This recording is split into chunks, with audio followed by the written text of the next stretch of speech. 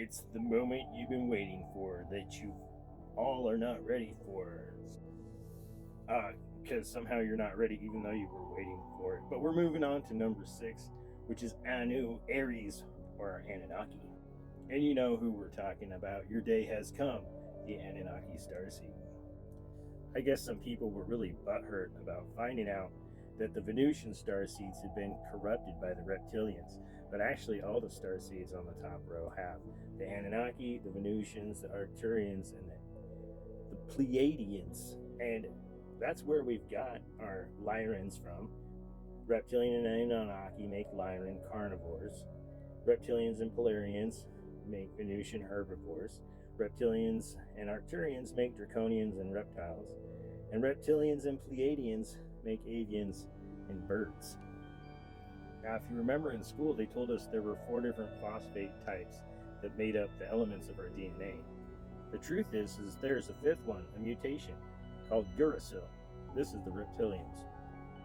And as you have it, well, you do the math, there's 5 different kinds of DNA. And each one of the 4 or 5 DNA types makes up 4 of the draconian hybrids, or the draconians. And the main purpose for the draconians spreading across the galaxy was highlighted in their main point of trying to hybridize with all the highest evolved beings in the galaxy. And so what we hear about the battle of Anu and Enki is actually the battle of the Anunnaki to overtake Earth. The Anunnaki and Venusian hybrids seek to protect the Sirians and Andromedan hybrids, while the Arcturians, Pleiadians, and Draconians seek to protect the Orions and the Blue Avians. So then both Anu and Enki struggled to incorporate their DNA into human DNA. And that's where we get these old stories of the godlike beings impregnating Enlil and other Mesopotamians and Atlanteans to create the first demigods. And after Sirius B explodes in the Dogon star system, the Golden Age ends for the Anunnaki, and they reach a human size. And here we can see Anu and Enki challenging one Blue Avian against the other as the royal guard. Now, part of the story that most people don't understand is when they see Anu and Enki both fighting this winged monster of some sort. But what this is in reference to is a time when the dragons had to fight against many smaller dragons as evolution dragged for larger creatures because of the lack of food, and the small creatures evolved extremely rapidly. In the primordial world, these highly evolved dragons were called the Awayu and Aniaglo, and that's where we get our words for gold and indigo. And their species all over the galaxy was plagued by these bloodsucker dragons, which were like a plague or a virus or bacteria that they couldn't get rid of. And that's when these Anunnaki must put their foot down and stand up to the Arcturians to protect the Pleiadians and the other members of the galaxy. So see, the Draconians are here in Pisces, and the Pleiadians are here in Pleiades. The Aries, or the Anunnaki, are right between the two. The Anunnaki gods during the Golden Age rescue the Pleiadians and the Polarians and take them all across to cultivate the galaxy. But still welling inside Anu, who had become Anubis, the Anunnaki, was the knowledge of both the Pleiadians and the Polarians, the light and the dark, the mirror perception.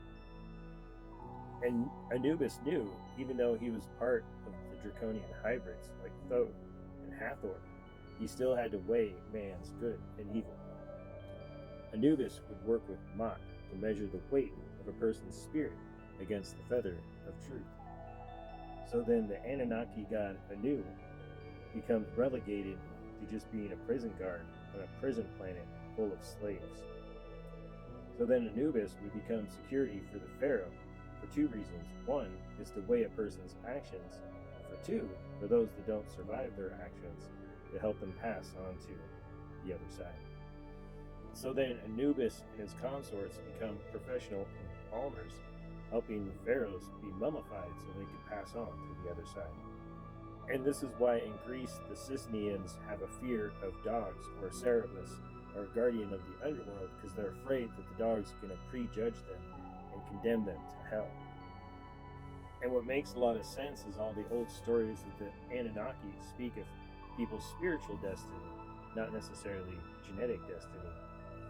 And this is what makes Anunnaki more of a guide to the other side, rather than just a watchman or a gravedigger. Now, it's not just a man's job. Temple priests aren't left out at all. There's plenty of women doing the same job. But the watchmen are so overwhelmed with the surplus of people and hours around the clock that they have to get dogs to help them out. And this is one of the first times that domestication of dogs becomes popular and even a sign of wealth. And of course, this night watchman motif becomes a global sensation. Native cultures talk of people wearing ornaments on their head or totem poles with ugly figures at the top to deter would-be predators. And you can see these trained supervisors play an iconic role in movies about stargates. Because not only is Anubis a night watch person, they're also a friend and companion as well. And being the officiant of a funeral ceremony, dogs like to play along. The simple shape of the Aries constellation starts to mean virility, strength, commerce. It's this careful, watchful eye that turns into a way of showing your good relationship with your mother, which is apparently very important to some people.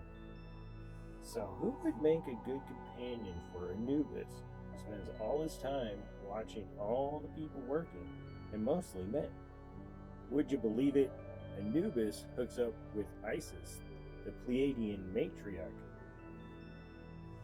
So Anubis knows where all the working men are at, and Isis knows where all the single ladies at. Where are all my single ladies at? So wouldn't you know, they become matchmakers in the mix. And like a match made in heaven, they could only see themselves with each other in their mirror perspective.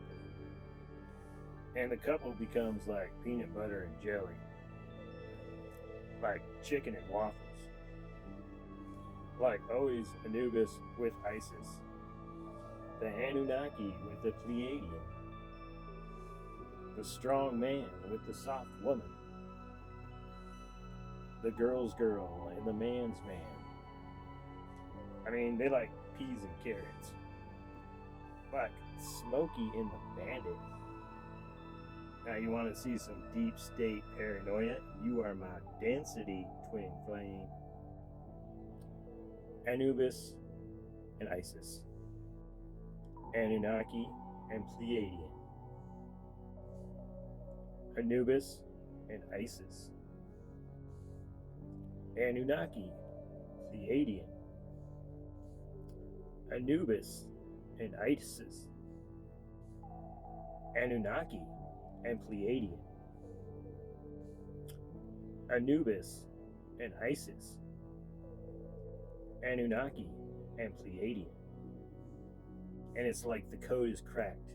Anu and Enki. And somehow everything we see, our vision and everything, our whole world, is like this dystopian science fiction reality fantasy world. Look at this fever dream. A monkey dressed up like a dog. And a superpowered dog-like alien. It's Anunnaki and Pleiadians. And as a stipulation of my sponsorship agreement, I have to mention my mom's prize shepherd dogs. And I have just mentioned that during an Arctic blast, these little fur balls will keep you warm and safe. And did you know that these herding dogs, that they breed the brown eyes with the blue eyes the same way the Egyptians did, to come up with these superhuman people like with superhuman powers? Mask or no mask, the Anunnaki always see the truth. Once again, I'm the Avalon Kalunez. If you'd like a reading, go ahead and send me a comment or a message. Anyway, enjoy the truth.